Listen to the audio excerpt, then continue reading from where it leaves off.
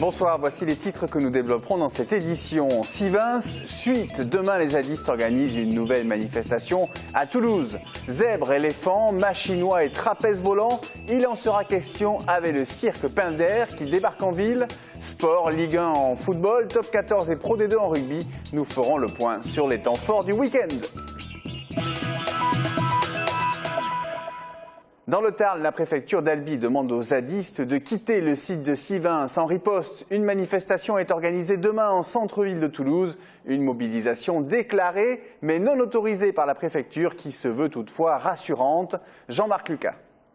Les zadistes du Sud vont se rassembler samedi à Toulouse pour manifester contre les projets dits inutiles et coûteux, avec en point de mire le projet de barrage de Sivins. Du côté de la préfecture, on pense que la manifestation sera beaucoup plus apaisée qu'en novembre 14.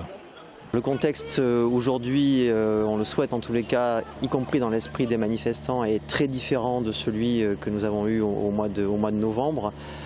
Pour autant, on mettra en place, le préfet a mis en place un dispositif évidemment important. Nous serons très vigilants. Monsieur le préfet d'ailleurs sera personnellement présent au centre opérationnel pendant toute la durée de la manifestation. Du côté de la préfecture, on ne donne aucun chiffre quant aux forces de l'ordre qui seront présentes.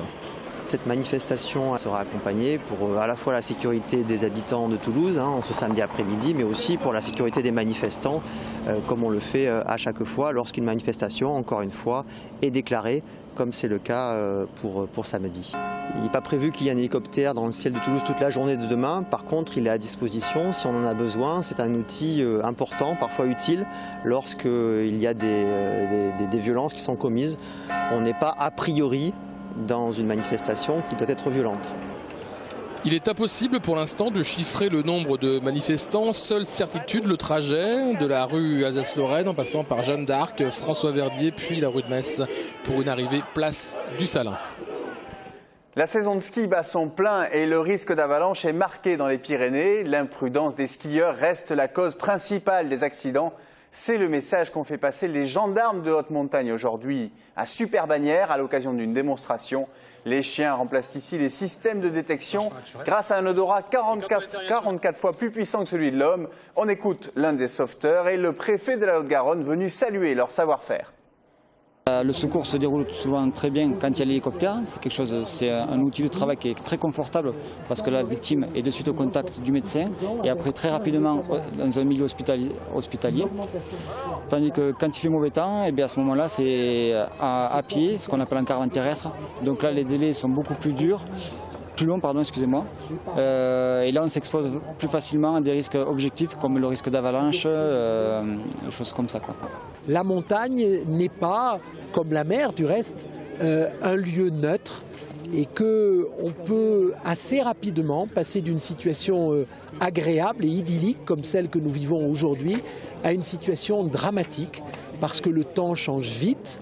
La neige ne prévient pas. Je veux, vous en doutez, particulièrement appeler l'attention sur les pratiques qui se multiplient de ski hors piste, de la part quelquefois de gens expérimentés, parfois même de moniteurs, qui sont des pratiques inconscientes et qui conduisent bien évidemment à exposer la vie de ceux qui les pratiquent, mais aussi la vie de ceux qui viennent leur porter secours. Santé à présent avec une épidémie de grippe particulièrement forte cette année en France. Conséquence, Marisol Touraine, la ministre de la Santé, a décidé de déclencher le plan Orsan pour organisation de l'offre de soins en situation sanitaire exceptionnelle. En quoi consiste-t-il? Quelle réponse peut-il apporter? Explication avec Robin Puel. Avec 245 cas graves la semaine dernière, l'épidémie de grippe a atteint un nouveau seuil. Les urgences font face à une sursaturation de leurs services. Alertée par les médecins, Marisol Touraine, ministre de la Santé, a décidé de déclencher le plan Orsan. Ce dispositif est mis en place lors de situations sanitaires exceptionnelles. Le but est de limiter les actes médicaux mineurs afin de libérer des lits pour la prise en charge des cas de grippe. La campagne de vaccination est prolongée jusqu'au 28 février pour limiter une épidémie de grippe qui a déjà touché plus de 2 millions de personnes et fait 117 décès. L'heure de la consécration va-t-elle sonner pour les studios toulousains de TAT Productions? Réponse ce week-end, dans la nuit de samedi à dimanche, lors des International Emmy Kids Awards, l'équivalent des Oscars, mais pour les programmes diffusés en télé. Le studio toulousain est nominé pour les As de la jungle à la rescousse dans la catégorie du meilleur film d'animation. C'est la 3e fois qu'ils sont cités pour décrocher une telle récompense. Les détails avec Pascal Soler. Les As de la jungle! Dans la jungle, quand il y a un problème, il suffit de tirer le signal des As de la jungle pour qu'ils accourent à la rescousse. C'est drôle et truffé de clins d'œil au 7e art.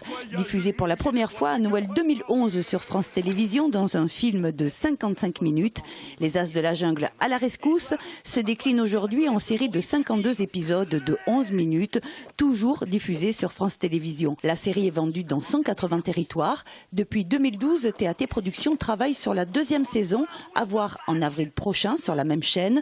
Pour cela, la société a triplé ses effectifs et compte 70 à 80 personnes, en grande majorité intermittentes du spectacle. Le succès est bien là. Les As de la jungle, c'est aussi une marque et ses produits dérivés. Livres et DVD existent déjà.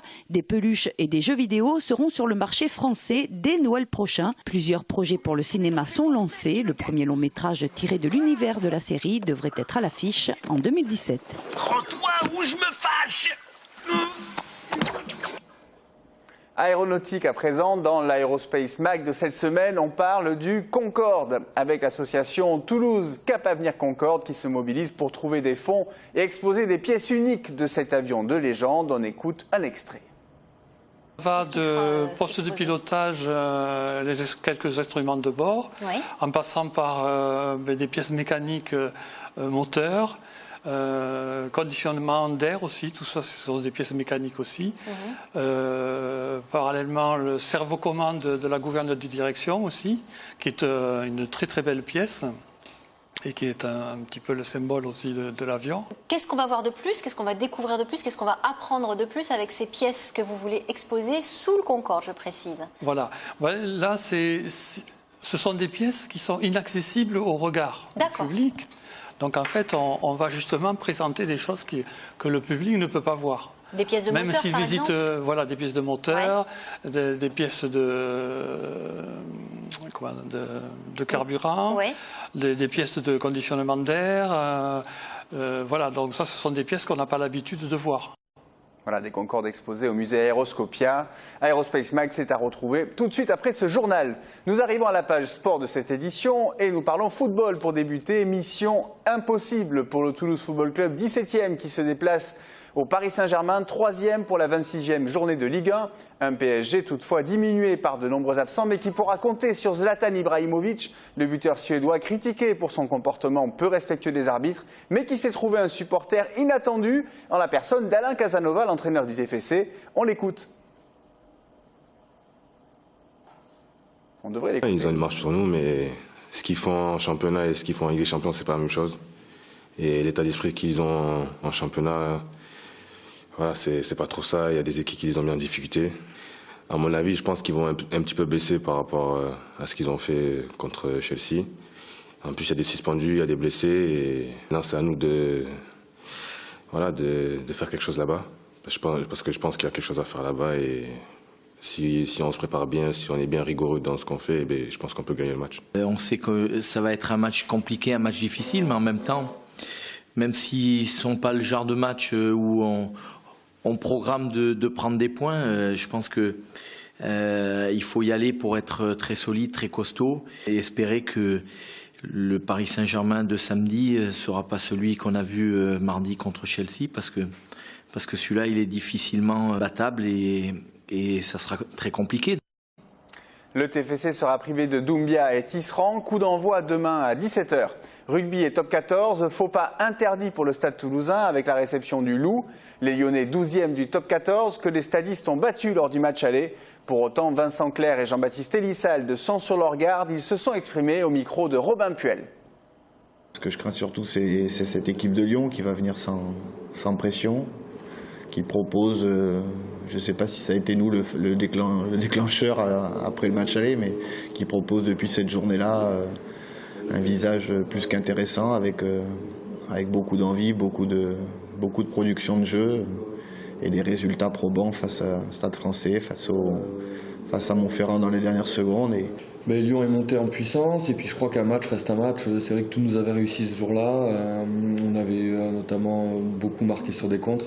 À nous de maîtriser ce qu'on doit faire sur le terrain, là où on a été bon, là où on veut progresser encore. Et on a besoin de continuité, on a besoin de régularité et on a besoin de points. Donc ce match, voilà, ça doit être une victoire pour nous. Et après, dans le contenu, c'est vrai qu'on aimerait bien continuer dans les choses positives qu'on a pu entrevoir à Castres.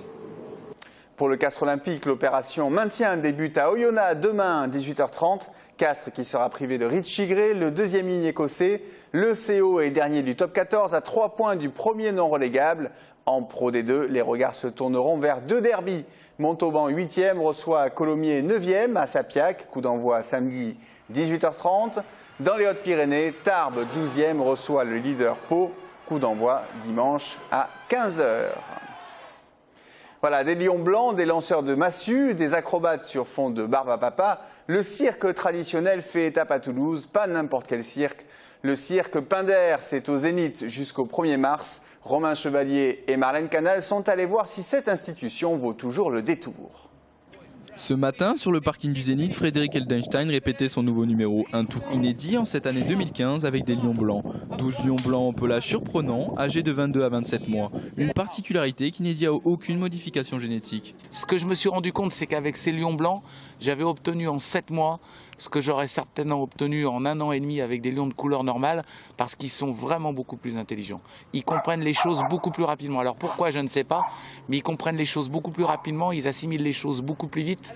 Mais qui dit aussi plus intelligent dit automatiquement plus dangereux. Donc c'est à moi de rester beaucoup plus vigilant et de faire preuve de beaucoup de, si vous voulez, de confiance, de respect avec chacun d'entre eux, sans jamais oublier que c'est des véritables lions et que si je leur donne une chance, j'ai beau être le plus gentil des hommes avec eux, une proie reste une proie pour ces animaux et s'ils peuvent vous attraper, ils vous attrapent. Le spectacle est également composé de jonglerie, acrobatie et numéros de toutes sortes. Le cirque Pinder accueille des artistes du monde entier, dont des Italiens pour un numéro d'arbalète ou encore des trapézistes au volant brésiliens. Mais les bêtes restent avant tout les vedettes. Les animaux sont les stars chez nous. Je dis très souvent, c'est pas moi la vedette, ce sont eux. Donc c'est mes 12 lions blancs cette année qui sont les stars des animaux chez nous pour la tournée 2015. Mais c'est aussi les éléphants, les chameaux, les zèbres qui font partie du numéro d'animaux exotiques. Chaque année, 1,5 million de spectateurs viennent apprécier le spectacle du cirque Pinder. Un cirque qui fête sa 160e bougie. Et c'est ainsi que se conclut cette édition. Nous vous souhaitons à tous le meilleur week-end possible. À très bientôt sur TLT.